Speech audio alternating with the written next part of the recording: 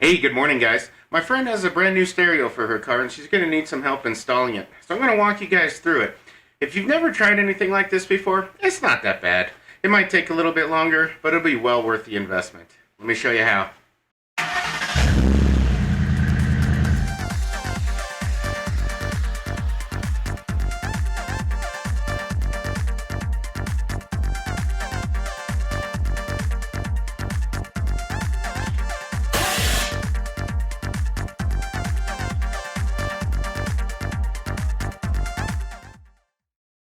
Once you finally get your stereo, then it's time to get excited.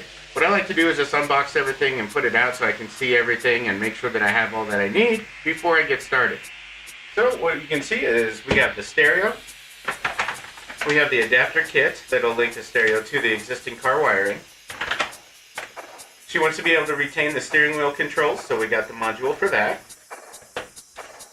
An antenna adapter that will link up the antenna to the stereo from the factory antenna. And the dash install kit. This just makes it a real nice clean look after you're done. What? First thing we do is just take out everything that we don't need, and we'll just put it on the seat here for her. Ah!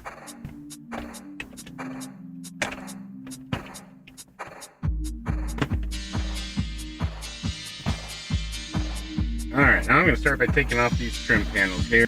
Always use plastic pry tools when you're working with trim. It's not going to mess up or damage anything else.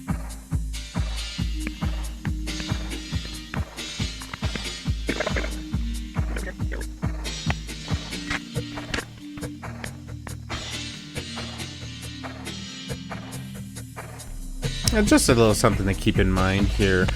Where you're pulling out all of these plugs, they're all nice, and each plug is manufactured in such a way that it only go into one spot, which is cool, but that means that each plug is different when you're trying to loosen them out. So some of them have little nubbins on the top that you have to push in, some of them have little clasps that you have to move out of the way before you can undo them. Yeah, that just makes things a little tedious, but it's not too bad. Just make sure that you don't pull on the wires themselves. You don't want to pull any of those wires out of the plastic housings. That'd be bad news bears.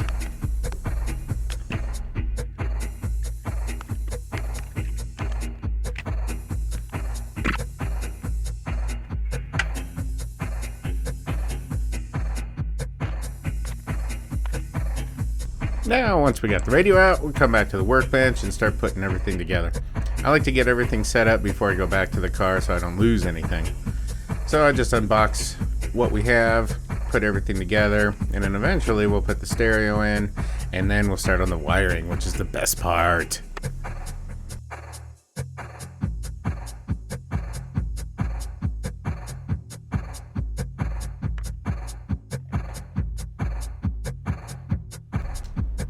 Yeah, I just took a little lunch break here and come back and finish putting everything apart. And you'll notice I have gloves on here. That's not necessary. However, I wasn't feeling very well, so I just decided to put gloves on so I didn't contaminate my friend's car. Safety first.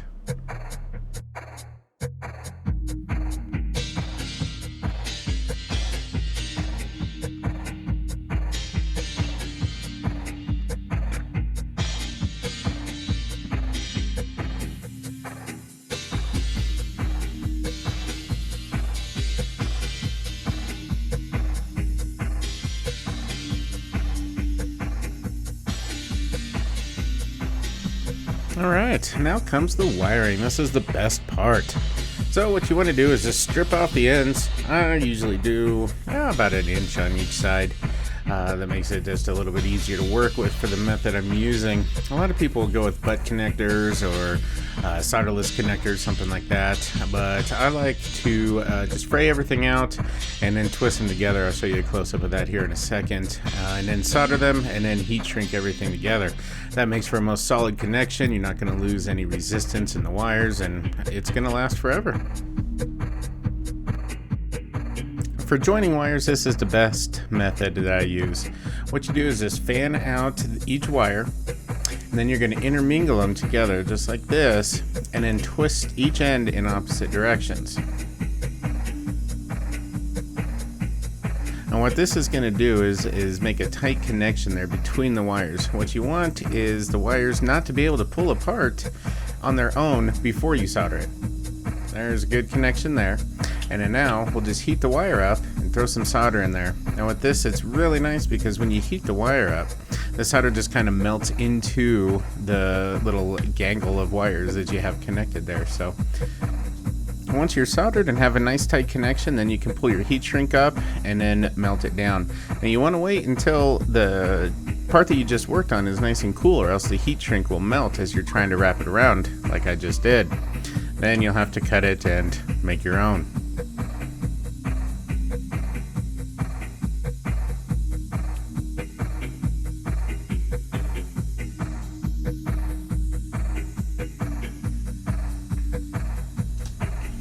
Now, once you're all done connecting all your wires, you got this funny spidery looking guy, and you're all set. It's ready to grab everything and head back into the car and finish the install.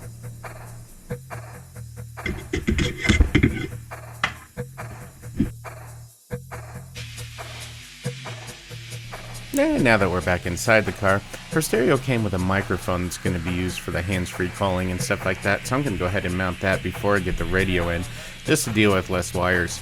So I'm going to start by pulling off that trim piece off of the inside A-pillar there.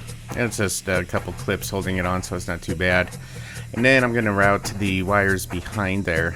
The reason I take off this is so I can get back down behind the dashboard. So I'm going to route the microphone wire down behind the dashboard and then over to where the radio goes. So everything, all the wires are all nice and hidden, and it's a nice clean install.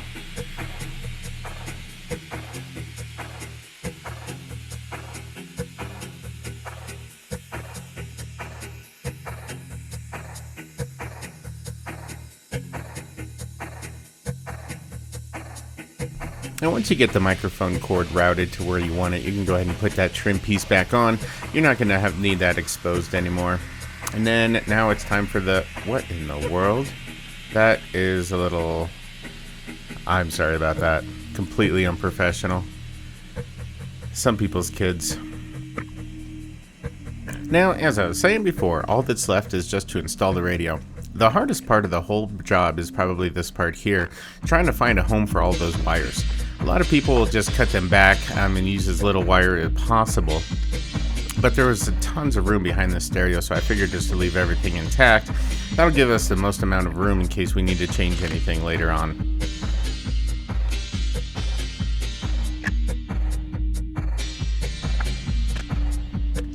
Now once you get the radio all set up and plugged in, I like to test it and then keep it on during the whole rest of the time.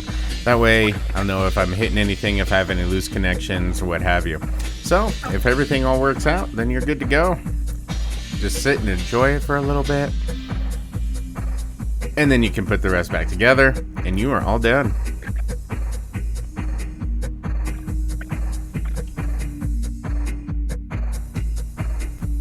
As you watch me put this back together, we'll talk about today's final thoughts. Installing a new car stereo isn't really not that hard, and it gives you a ton of extra options. So if you're thinking about doing it, I would obviously say yes. Car stereos have come a long way since back in the day, and they're all integratable into whatever make and model you have. And I'd encourage you to check out the Crutchfield website. There you can go and put in your specific make and model, and it'll give you a whole list of whatever you need to do to get your car up and running with a new stereo, navigation, Bluetooth, wireless features, all sorts of stuff.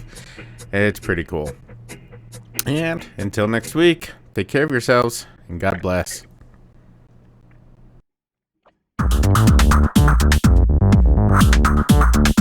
Hey guys, thanks for watching this video, and please feel free to check out some more. As always, leave your comments below on what you would like to see and what I can help you with. I thank you all and have a blessed day.